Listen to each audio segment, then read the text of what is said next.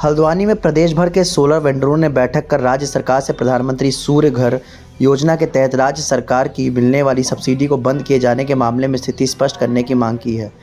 प्रदेश भर से हल्द्वानी पहुंचे सोलर का काम करने वाले सैकड़ों वेंडरों ने मीटिंग करते हुए कहा कि पिछले दिनों समाचार पत्रों में एक खबर आई थी कि प्रधानमंत्री सूर्य घर योजना के तहत लगने वाले सोलर पैनल की राज्य सरकार सब्सिडी बंद कर रही है, लेकिन इसका अब तक कोई नोटिफिकेशन नहीं आया है। इसलिए उपभोक्ता और वेंडरों के बीच कंफ्यूजन की स्थिति है।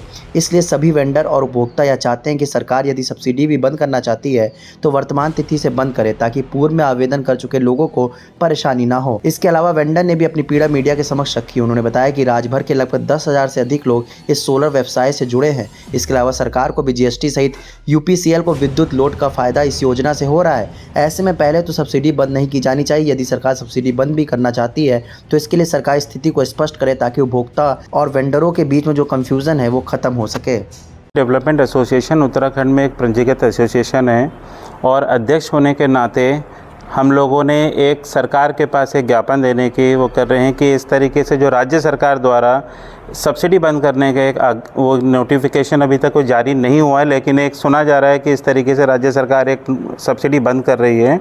उसके लिए हम सब वेंडर एकत्र हुए हैं और हमारी सरकार से ये मांग है कि जो राज्य सरकार द्वारा ये सब्सिडी बंद करने की एक बात चल रही है उसके बारे में एक स्पष्टीकरण हम लोगों को मिले। कुछ उपभोक्ताओं ने अपने आप को पंजीकृत किया हुआ है। 31 मार्च 2025 के बाद कुछ समाचार पत्रों में प्रकाशित हुआ है कि 31 मार्च 2025 से ये सब्सिडी बंद हो रही है। हमारा विभाग, प्रशासन और शासन से यही निवेदन है कि इसके बारे में कोई एक विस्तृत नोटिफिकेशन जारी हो और ये जो भ्रम की स्थिति पैदा हो रही है उपभोक्ताओं के लिए कि ये सब्सिडी बंद होने वाली हैं, इस पे संज्ञान लेते हुए इसका स्पष्टीकरण दिया जाए। इस तरीके की आ रही है कि वेंडर ही एक ब्रिज है इस योजना में, जो कि प्रशासन और यूपीसीएल के उपभोक्ताओं को सोलर प्लांट लगाने में मदद करता है। अब योजना सरकार की है, उसमें सब्सिडी बंद होती है तो सबसे पहले उपभोक्ता का विश्वास वेंडरों पे होता है।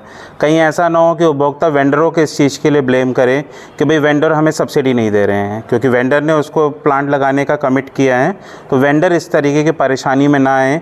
दूसरा सबसे बड़ा उद्देश्य क्या है कि ये स्वरोजगार योजना है, स्वरोजगार भी इससे पैदा हो रहा है।